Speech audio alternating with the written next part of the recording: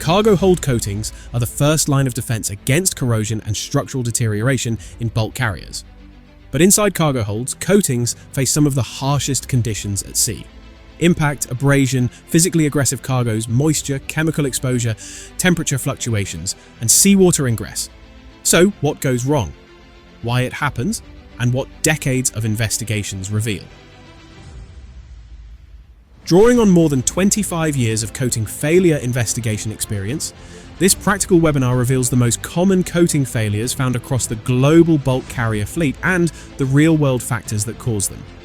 Discover the root causes behind mechanical damage, blistering, cracking, delamination, adhesion loss, coating softness, and cargo contamination. Through real case studies, we'll examine how coating selection, surface preparation, application quality, curing conditions, cargo operations, and cleaning practices directly influence long-term coating performance.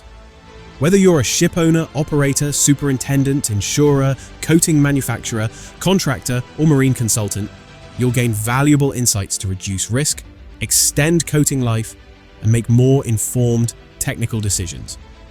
Register now and learn what cargo hold coatings can realistically achieve, and how to maximize their performance throughout the vessel's operational life.